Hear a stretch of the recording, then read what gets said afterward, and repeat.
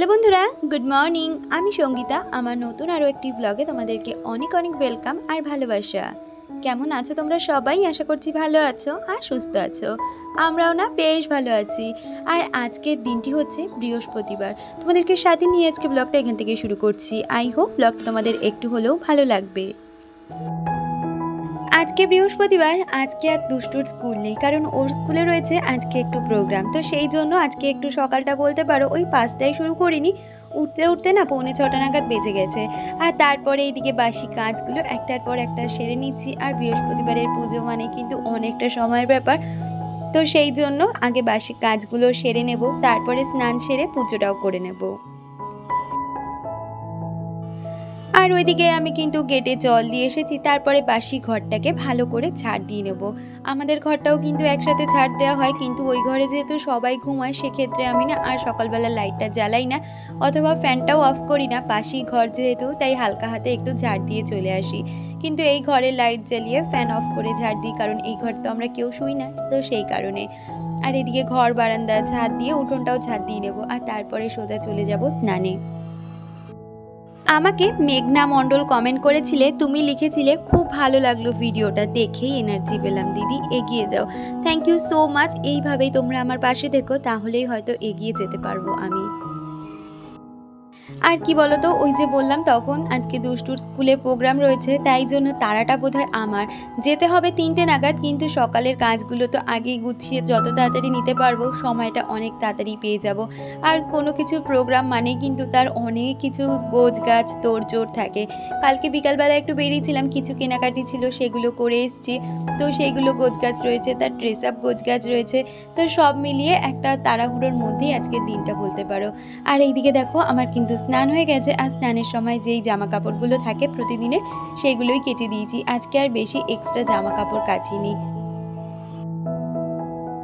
যদিও বা আমি যখন যাব তার আগে সমস্ত জামা কাপড় শুকিয়ে যায়, কিন্তু তাও ওই যে বললাম একটা তাড়াহুড়োর মধ্যে থাকলে না এক্সট্রা কোনো কাজ করতেই মন লাগে না।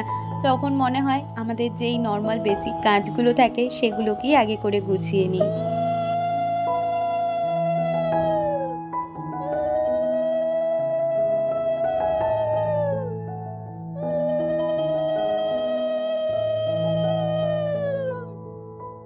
আর এদিকে বৃহস্পতিবারের ঘট পেতে পুজোটা সেরে নিলাম। আর কি জানো তো, আমার না তামার আমসরা ছিল, হঠাৎ করে আগের সপ্তাহে না একটা আমসরা মানে ডাল ভেঙে গেছে। তো সেই কারণে ভাঙাটা দিয়ে তো আর পুজো দেবো না, তাই আজকে গাছের থেকে আমসরা নিয়ে এসেছি। যেহেতু ফুল আজকে হাজব্যান্ডই নিয়ে এসেছে, মানে কালকে রাত্রিবেলা নিয়ে এসেছিলো, আজকে তো আর দুষ্টুকে দিতে যাওয়া হয়নি যে সকালবেলা আমি আনতে যাব। তাই ও জানে আমার তো ওই তামার আমসরা আছে, তাই আমসরা আনতে হবে না, কিন্তু ও তো ভুল করে আনেনি। আমি আবার সেই গাছ থেকে পেরে পুজো দিলাম। আর এদিকে দেখো সমস্ত ঠাকুরকে ফুল দিয়ে সুন্দরভাবে সাজিয়ে নিয়েছি, আর এখন আরতিটাও সেরে নিচ্ছি।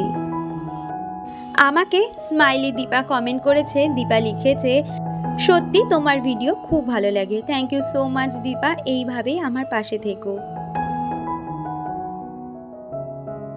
আর ওদিকে পুজো সেরে সোজা চলে এসেছি রান্নাঘরে সকালের চাটা বসিয়ে দিতে, সাথে দুধটাও জাল দিয়ে নিচ্ছি। তোজোর তো স্কুল রয়েছে, ও তো যাবে, ওর আবার কালকে থেকে পরীক্ষা। মানে আজকে যে আমার কি একটা টেনশন, আর কিভাবে যে আজকে দিনটা কাটিয়েছি একমাত্র শুধু বোধহয় আমিই জানি। আসলে আমাকে তো দুষ্টুর স্কুলে অনেকটা সময় দিতে হবে, কারণ ওদের প্রোগ্রামই শুরু হবে 5টায়, আর শেষ হতে হতে ওই 8:30 9টাতে বেজেই যাবে। এদিকে আবার তোজোর কালকে দিয়ে পরীক্ষা, হাজবেন্ড থাকবে, ও হয়তো বিকালবেলা পড়তে দিয়ে আসবে। কিন্তু কি বলতো, ওই যে মা হয়ে বাচ্চাকে এক্সামের আগের দিন যতটা পড়ানোর শান্তি পাওয়া যায়, সেটা কিন্তু কারোকে দিয়ে সেই শান্তি পাওয়া যায় না। আমি তো এটা ভীষণভাবে মনে করি। মানে ওর পরীক্ষা হলে কেউ ওকে পড়াচ্ছে না পড়াক, আমি যতক্ষণ না ওকে নিয়ে পড়তে বসাবো ততক্ষণ আমার একটা যেন টেনশন কাজ করে। যদিও বা আজকে রাত্রিবেলা এসে কোনো রকমেরই আমি সময় পাইনি, কালকে সকাল করে আবার ওকে দেখিয়ে দিয়েছিলাম। আর এই দেখো তোজোর জন্য টিফিন করে দিচ্ছি। এর আগের দিন আমাকে রিয়া কমেন্ট করেছিলে, রিয়া লিখেছিলে বাইরের খাবার তোজোকে দিও না, বেশি কষ্ট হলে নিজেই টিফিন বানিয়ে দিও, দুষ্টু কোথায় গেল। না গো, আমি বাইরের টিফিন ওকে যে সবসময় দিই সেটা কিন্তু একদমই নয়। আমি চেষ্টা করি সবসময় ওকে টিফিন বানিয়ে দেওয়ার। এই যে কালকে রাত্রিবেলা একটু ঘুগনি করা হয়েছিল, তো সেই জন্য একটু ঘুগনি আমি রেখে দিয়েছিলাম, জানি সকালবেলা তোজোকে টিফিনেও দিতে পারবো, আবার দুষ্টুকেও আমি আজকে ব্রেকফাস্টে দিয়ে দেবো। তো সেই জন্য তার সাথে 3টে লুচি বানিয়ে দিলাম, যেটা তোজোকে দিয়ে দেবো, আর এরকমই একটা টিফিন দুষ্টুকে কিন্তু আমি ব্রেকফাস্টেও দিয়ে দেবো। আর এই যে তোজোর আমি টিফিনটা প্যাক করে দিলাম, সাথে ওর ব্যাগপত্রও গুছিয়ে দিচ্ছি। আমাকে মমতা কমেন্ট করেছিলে, মমতা লিখেছো আমার 7 মাসের বেবি বয় আছে, আমি অনেকটাই ব্যস্ত থাকি তাকে নিয়ে, তাও আমি তোমার ভিডিও দেখি টাইম বের করে, কিন্তু 3-4 দিন ভিডিও দেখা হয়নি, তাই আজ বসে 3টে ভিডিও একসাথে দেখে নিলাম। ভিডিওগুলো খুব সুন্দর হয়েছে, তোমার রান্নাগুলো খুব ভালো লাগে, সব মিলিয়ে ভিডিওগুলো সত্যি খুব ভালো হয়েছে। এইভাবেই তুমি ভিডিও করতে থাকো, এগিয়ে যেও, ভালো থেকো, সুস্থ থেকো। তুমিও তোমার পরিবারকে নিয়ে, তোমার ছোট্ট পুচকুকে নিয়ে ভালো থেকো। আমার তরফ থেকে ওর জন্য অনেক অনেক ভালোবাসা, আর এইভাবেই চাইবো আমাকে সাপোর্ট করো। যদিও একটু কমেন্ট না করতে পারো, অন্তত একটা লাইক দিয়ে গেলে কিন্তু আমি বুঝে যাব আমাকে অনেকেই ভালোবাসা দিচ্ছ। আর ওইদিকে তোজো তো বেরিয়ে গেল স্কুলে, হাজব্যান্ড ওই যে প্রতিদিনের মতন এগিয়ে দিতে গেল। আর তারপরে আমি কিন্তু সোজা চলে এসেছি বিছানাপত্র গুছিয়ে নিতে। ওই যে বললাম আজকে তাড়াহুড়ো করে সমস্ত কাজ আমাকে গুছিয়ে নিতে হবে, যেটা আমি ধীরে সুস্থে প্রতিদিন করি, কিন্তু আজকে হাতে সময় অনেকটাই কম। সময় কম বলবো না, কিন্তু কি বলতো, কোনো একটা কাজে যাওয়ার আগে সংসারের কাজগুলো যদি গুছিয়ে যেতে পারি তাহলে কিন্তু অনেকটাই নিশ্চিন্ত মাথা থেকে লাগে।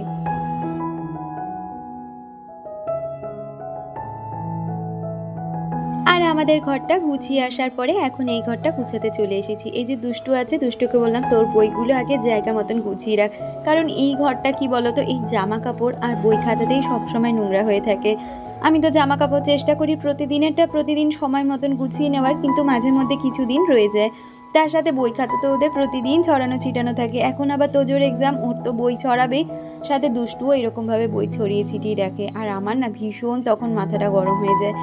আর এদিকে বিছানাটা সুন্দরভাবে গুছিয়ে নিয়েছি, সাথে এখন যেই কটা জামা কাপড় ছিল সেগুলোকেও ভালো করে গুছিয়ে নিচ্ছি, আর তারপর এগুলোকে জায়গা মতন রেখে দেবো। আমাকে চিরাশ্রীদি কমেন্ট করেছে, দিদি লিখেছে সত্যি তোমার হাজবেন্ড খুব সাপোর্টিভ, সবাইকে নিয়ে খুব ভালো থেকো, আশীর্বাদ করো দিদি যাতে সবাইকে নিয়ে খুব ভালো থাকতে পারি। আর সত্যি গো, আমার হাজবেন্ড ভীষণভাবে সাপোর্ট করে, শুধু যে দুষ্টুর ক্ষেত্রে সেটা নয়, আমাকে অনেক দিক থেকে ও আমাকে ভীষণভাবে হেল্প করে।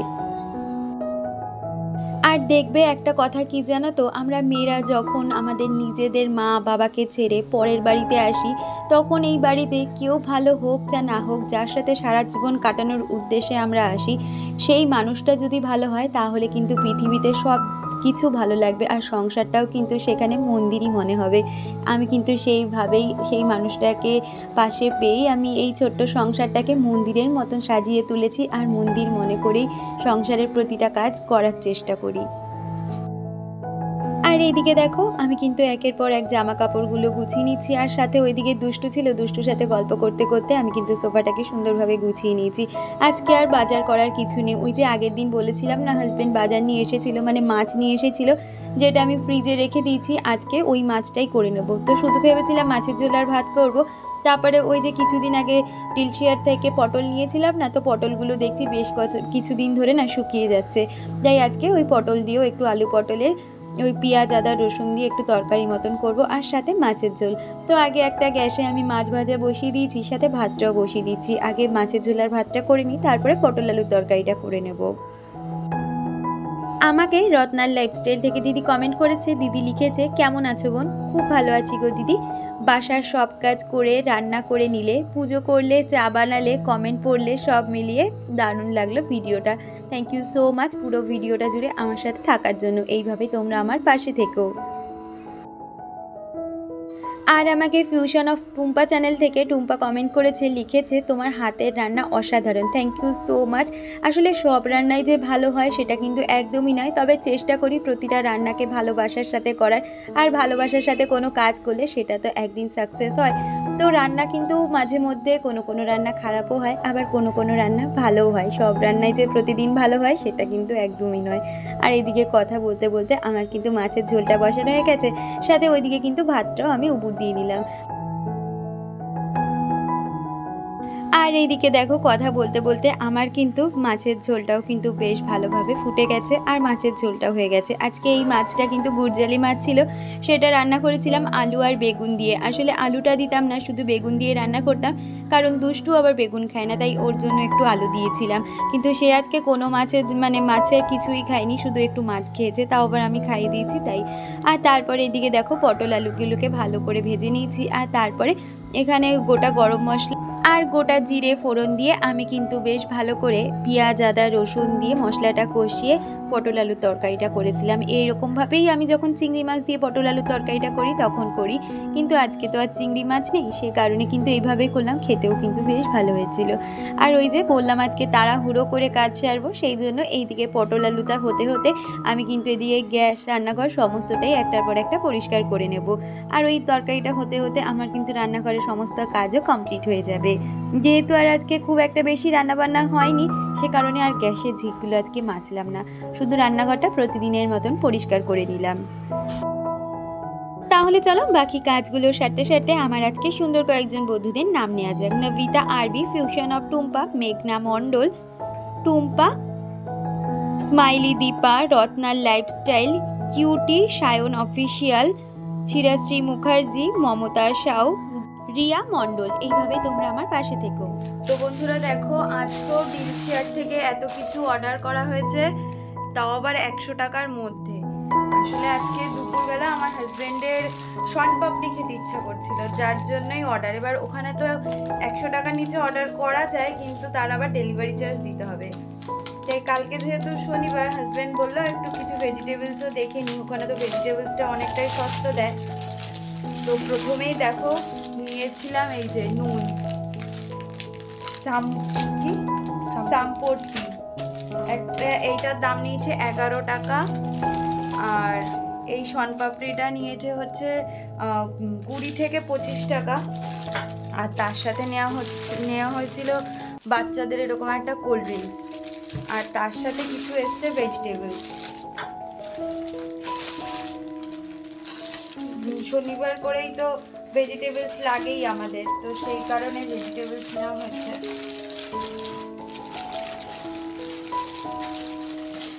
এই দেখো দুটো বেগুন নিয়েছে 9 টাকা। সেদিনকে দুটো শসা নিয়েছিল 9 টাকা, আজকে 3টে শসা দিয়েছে, এই যে 9 টাকা। 1 টাকার আলু, 500 আলু 1 টাকা।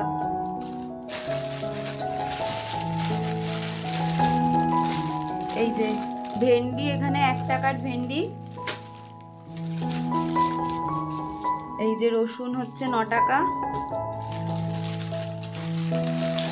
আর তার সাথে হচ্ছে এই যে পটল, এই পটলও কিন্তু 1 টাকা। এই এত কিছু মার্কেটিং কিন্তু 100 টাকার। দেখো কত কিছু এসছে। কোনটা? এটা মনে হচ্ছে 30 টাকা। 10 টাকা।